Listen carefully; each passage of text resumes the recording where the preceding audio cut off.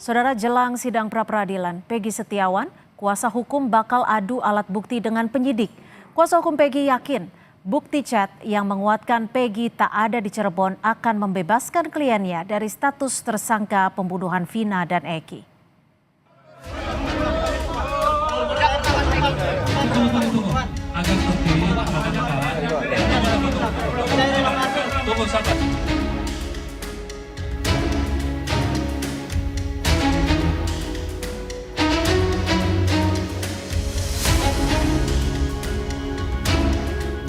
Peggy Setiawan, tersangka kasus pembunuhan Vina dan Eki di Cirebon, Jawa Barat, akan menghadapi sidang pra-peradilan pada 24 Juni 2024 mendatang.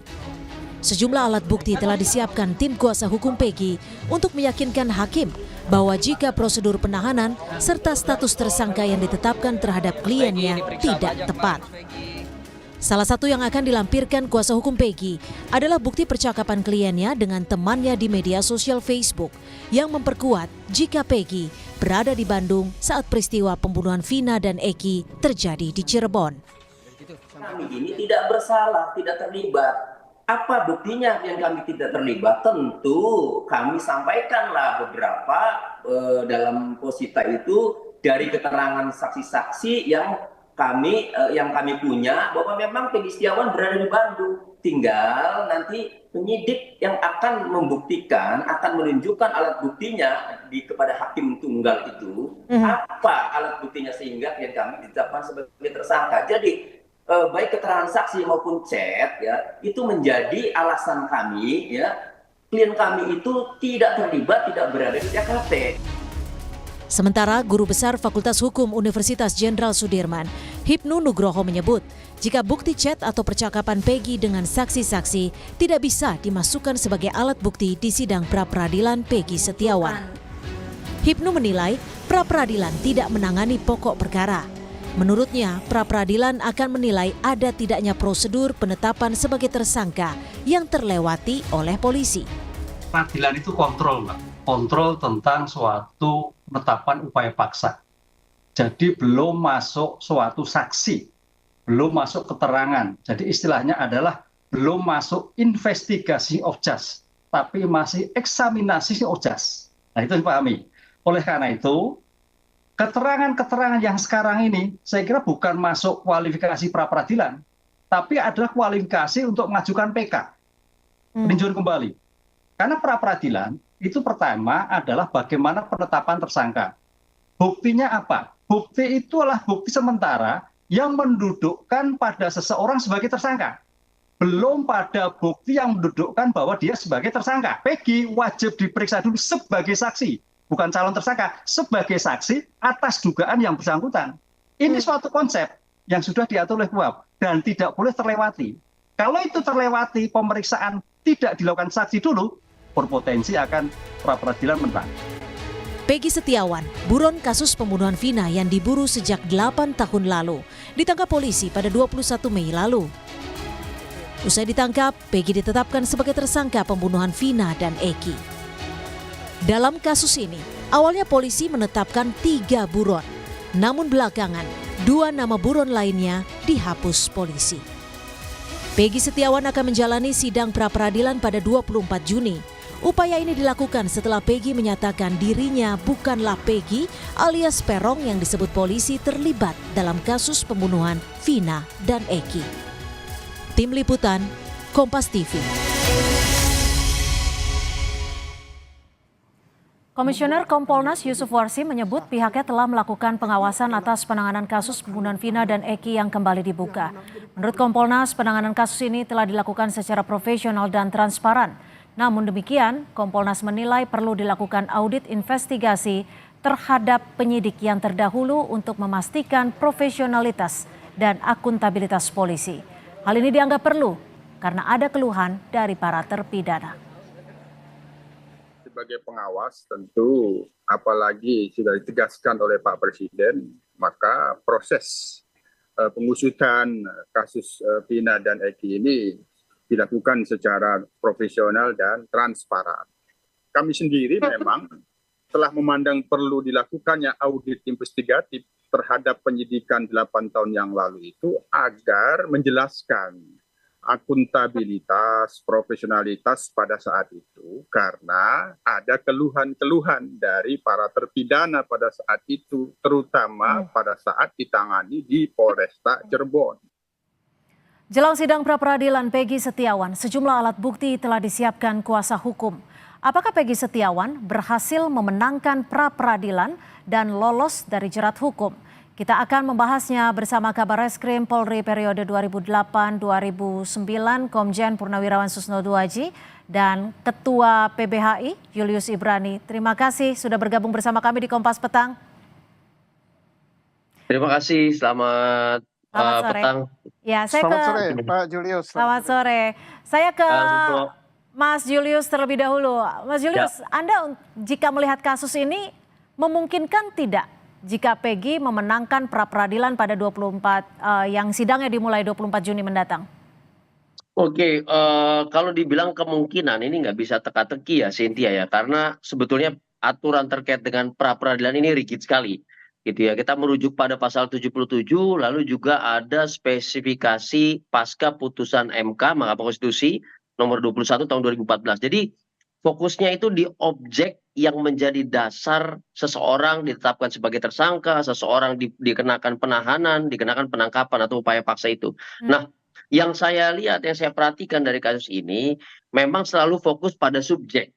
Gitu. Jadi bagaimana caranya subjek ini dicari alat buktinya agar bisa kuat penetapan tersangka dan upaya paksa lainnya, penangkapan penahanan. Nah, upaya peradilan yang harusnya diajukan ini sebetulnya upaya untuk melakukan challenge terhadap dasar penetapan tersangkanya.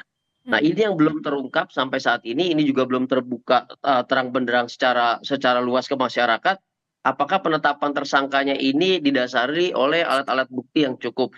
Jadi dari sini saja peluangnya sudah terbuka untuk mengajukan pra-peradilan. Terlebih lagi misalnya alat buktinya hanya dari satu sisi pihak penyidik saja dan berupa keterangan orang-orang saja tanpa dikuatkan model alat bukti yang lain gitu. Nah, ini tentu ada human error, ada apa dan segala macam sehingga peluang itu terbuka lebar. Jadi kalau kita bicara kemungkinan dari segi asumsi bahwa objek ini adalah keterangan-keterangan dari personal, maka tentu ada peluang untuk mengajukan pra-peradilan. Tapi tadi saya katakan perlu ada objek yang lebih kuat dari sekedar keterangan personal saksi-saksi yang kita tahu banyak distraksinya sejak pemeriksaan pertama gitu. Saya ke Pak Susno. Pak Susno, berdasarkan pengalaman Anda sebagai Kabar Reskrim, ketika menangkap seseorang dibutuhkan dua alat bukti yang sah seperti itu. Untuk kasus Peggy Setiawan sendiri, bagaimana Anda menilainya dan membacanya? Kita menilai dari apa yang terangkat ke permukaan oleh media, ya. Apa yang disampaikan oleh penyidik melalui siaran pers, karena kita kan hanya mengamati dari situ. Kalau yang ada sekarang ini dari alat bukti 184 harus minimal 2 untuk melakukan upaya paksa penangkapan, penahanan, dan lain-lain itu termasuk menjadikan dia tersangka. Nah, itu yang belum kelihatan. Yang nampak adalah justru yang sangat lemah. Keterangan saksi yang itu posisinya sangat lemah. Karena saksi itu lemah sekali, bisa berubah, kemudian tidak objektif, bisa berbohong, dan sebagainya. Apalagi saksi dari Peggy bertentangan dengan saksi yang dikemukakan oleh penyidik. Dan saksi dari Peggy ini harus diperiksa. Berarti kalau menurut saya, keterangan saksi itu jelas gugur. Kita lihat saja nanti, kita awasi hakimnya menggugurkan keterangan saksi itu apa tidak. Nah, yang kedua adalah petunjuk. Kalau dia mengatakan petunjuk itu berupa pisem, itu gugur juga. Kenapa? Di pisem itu tidak tercantum nama Peggy sebagai pelaku.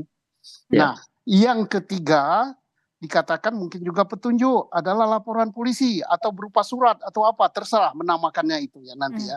Itu justru yang dipersoalkan, justru laporan polisi itu mengandung cacat, itu isinya, materinya banyak yang palsu gitu, keterangan yang disampaikan oleh Rudiana. Yang ketiga, kita belum melihat ada bukti-bukti saintifik yang diajukan. Nah, kalau ada bukti saintifik yang menohok, nah itu baru. Tapi Pak Susno, tapi gini, kalau seseorang memiliki status DPO, itu bisa langsung ditetapkan sebagai tersangka tidak? Karena tadi kemarin berdasarkan statement dari pakar hukum pidana, Prof. Hipnu, menyatakan meskipun sudah ditetapkan sebagai DPO, tidak serta-merta menjadi tersangka, tetap harus ada diperiksa dulu sebagai saksi.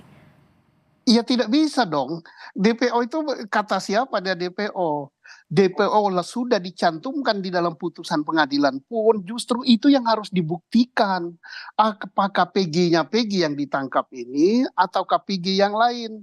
Di Jawa Barat ada ribuan DPO, jadi tidak bisa putusan pengadilan, tidak bisa juga surat DPO atau keputusan DPO dijadikan sebagai alat bukti untuk menangkap dia. Kalau hakim menjadikan itu, nah hakimnya ini perlu dipertanyakan, makanya Komisi Yudisial harus mengawasi ini. Baik, Karena ini kan hakim tunggal, putusannya final. Gitu. Oke, kami tangkap. Mas Julius, ini kan kuasa hukum akan melampirkan bukti-bukti chat ketika peristiwa terjadi, Peggy ada di Bandung. Menurut Anda ini cukup kuat untuk memenangkan perkara pra-peradilan di 24 Juni nanti? Saya pakai kata kunci yang disampaikan Bang Susno tadi. Scientific evidence itu yang belum terlihat saat ini. Jadi kalau kita bilang oke, pakai chat itu mungkin kuat. Tapi siapa yang bisa membuktikan bahwa chat itu atau status medsos itu diposting atau diupload oleh Peggy? Dan apakah di situ terlihat posisinya, apakah digunakan location yang di-share, apakah IP address yang digunakan itu juga adalah milik Peggy di mana letaknya ada di Bandung. Jadi kalau sampai situ saja, ini sama seperti keterangan-keterangan saksi yang sifatnya personal tadi. Jadi makanya sebetulnya kata kunci pertama itu adalah scientific evidences. Tak pertanyakan itu dari para penyidik. Kalaupun itu tidak bisa dijawab, maka akan lebih kuat lagi ketika kuasa hukum Peggy membeberkan atau membawa scientific evidences yang lain yang lebih detail, lebih spesifik dan mengena daripada sekedar keterangan-keterangan manusia. Yang kita tahu dari awal ini banyak sekali distraksinya, banyak tekanannya, dan mungkin dipengaruhi juga oleh situasi pemberitaan yang begitu luar biasa. Gitu, Cynthia. Ada kontroversi juga dalam kasus ini. Saya ke Pak Susno, kalau Anda melihatnya dugaan keterlibatan dari Ibtu Rudiana, ayah Eki, bagaimana Anda membacanya? Ya, itu sudah nampak di media dan sudah itu porsinya daripada Propam Polri, porsinya untuk eksaminasi, porsinya untuk Kompolnas mengadakan sejauh mana dia melanggar. Nah itu sangat bermanfaat juga untuk penyidikan Peggy dan sangat bermanfaat juga untuk PK bagi terpidana yang di dalam. Tetapi apapun juga di dalam pra-peradilan ini yang harus bekerja keras itu adalah penyidik. Karena yang harus membuktikan itu penyidik. Penyidik membuktikan bahwa telah ada 2 alat bukti yang menunjukkan bahwa Peggy pelakunya. Kalau bagian penggugat ya tenang-tenang saja. Paling dia nyampaikan, oh kalau penyidik mengatakan begini, oh saya bantah dengan ini. Kalau itu saya bantah dengan ini. Jadi yang kerja keras itu adalah penyidik. Iya. Karena penyidik harus betul-betul membuktikan, oh ini ada keterangan ahli berupa pisem, nanti dijawab oleh si penggugat. Apakah di pisem itu ada nama Peggy? Tidak. Oh ini ada laporan polisi, apakah ada nama Peggy? Oh tidak. Oh ini ada putusan pengadilan yang sudah inkrah. Di situ kan Peggy sebagai DPO.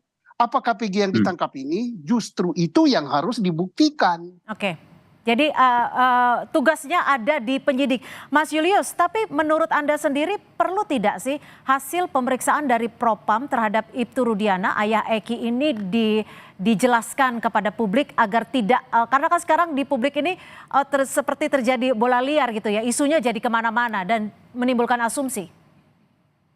Ya penting ya Cynthia, jadi kasus Vina ini sudah menjadi kasus publik yang tidak hanya fokus pada bagaimana keadilan ini bisa terselenggarakan dari pemeriksaan terhadap baik berkas yang lama ataupun tersangka-tersangka yang baru.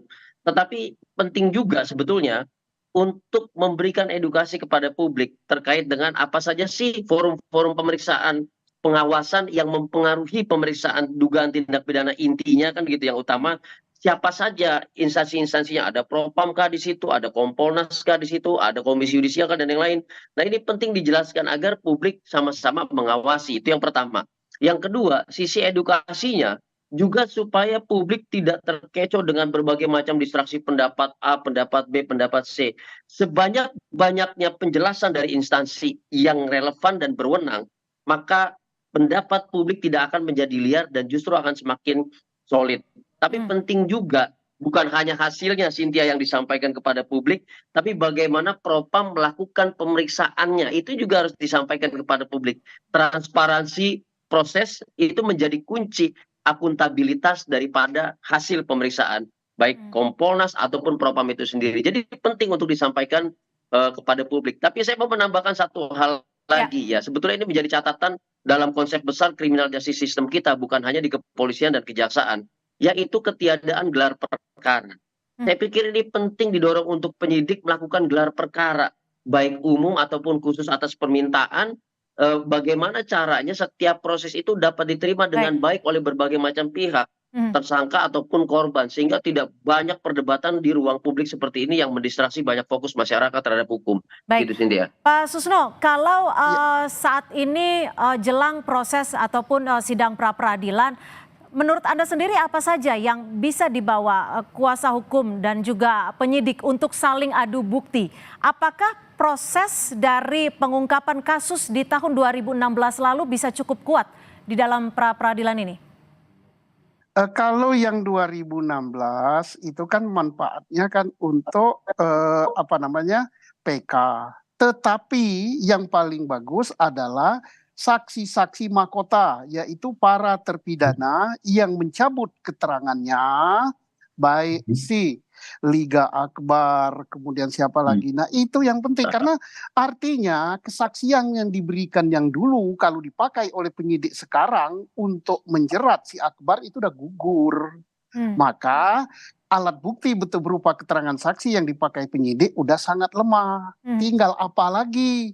Surat atau keterangan ahli itu juga lemah juga. Nah, sekarang tinggal satu-satunya yang kita tidak tahu dan mudah-mudahan ini ada ya supaya tidak menjadikan heboh, yaitu berupa scientific ya. Scientific itu nggak bisa terbantahkan. Misalnya ini DNA-nya Peggy ada di bajunya si siapa namanya Vina. Ini darahnya siapa namanya Eki ada di bajunya si siapa Peggy. Ini sidik jarinya si Peggy tertinggal di samurai yang disita. Scientific evidence. Tapi Pak Susno, terkait dengan pencabutan 2 DPO ini bisa menguatkan pra-peradilan tidak sih? Dan kalau di kepolisian itu suatu hal yang wajar tidak sih ketika DPO dicabut bahkan setelah 8 tahun berselang? Nah, itu justru melemahkan daripada penyidik. Gitu. Kenapa? PG kan statusnya DPO juga. Baik DPO yang dibuat oleh Polri, oleh penyidik, maupun DPO yang ditulis di dalam putusan pengadilan. Lah, kalau itu gugur, ya PG gugur juga dong. Jadi artinya ini menang atau tidak kalau dari syarat administratif atau syarat alat bukti udah kuat sekali, tapi tinggal kita bisa punya hakim yang jujur, yang netral, yang adil, yang cinta pada kebenaran dan keadilan, yang punya integritas atau tidak. Hanya itu aja kuncinya. Mas Julius, konstruksi hukumnya bagaimana nih? Kalau tadi Pak Susno menyebut kalau yang DPO gugur, harusnya Peggy gugur juga. Menurut Anda gimana? Ya, harusnya berpijak pada satu peristiwa yang sama, yang artinya satu alat bukti yang sama. Ya, ketika alat bukti yang sama itu bisa menggugurkan pihak lain, bisa jadi itu peluang bagi pihak tersangka yang lain juga gugur, kan gitu. Karena tidak mungkin satu peristiwa alat buktinya beda-beda, kan samurainya sama dan yang lainnya sama gitu. Keterangan saksinya juga bisa sama, ketika berubah ya tentu mempengaruhi tersangka satu sama lain, kan gitu. Tapi yang mesti dipikirkan adalah begini. Ya tadi konsep bahwa satu peristiwa dengan alat bukti yang sama, apabila ada perubahan penetapan tersangka atau DPO, tentu mempengaruhi satu sama lain, iya itu pasti. Tapi saya ingin membahas juga bahwa jangan sampai ini ada solidaritas hakim, ini paling penting Bang Susno ya. Ketika hakim yang awal telah memutuskan bersalah dengan BAP yang belum diubah dengan alat bukti dan segala macam keterangan yang memenjarakan para terpidana sekarang, jangan-jangan nanti pas pra-peradilan dia merujuk pada sesuatu yang telah diputuskan sebelumnya, putusan yang telah diputuskan sebelumnya, Iya. lalu mengatakan perubahan saat ini belum bisa menggugurkan putusan sebelumnya. Karena putusan sebelumnya adalah pokok perkara, sedangkan pra-peradilan adalah mengenai objek alat bukti dan prosedur upaya paksa termasuk penetapan tersangka di dalamnya. Ini jangan sampai seperti ini. Artinya Kacau. tidak tergali kebenaran material dalam hal penetapan tersangka, penangkapan, dan penahanan. Sepertinya itu yang harusnya menjadi fokus kita, Cynthia. Oke, singkat saja Pak Susno, jika Anda bisa membaca dan menilai kasus ini sebagai mantan Kabar Eskrim, kalimat apa yang bisa Anda sampaikan? Singkat saja. Iya, kalimat saya adalah kejujuran aparat penegak hukum bahwa dia cinta keadilan dan kebenaran. Itu saja. Hakimnya mari rakyat Indonesia mengawasi hakimnya. Dah. Baik, rakyat Indonesia mengawasi hakimnya. Terima kasih. Kabar Eskrim Polri periode 2008-2009, Komjen Purnawirawan Susno Duaji, dan juga Mas Julius Ibrahim, Ketua PBHI, sudah memberikan perspektifnya di Kompas Petang sore hari ini. Selamat sore.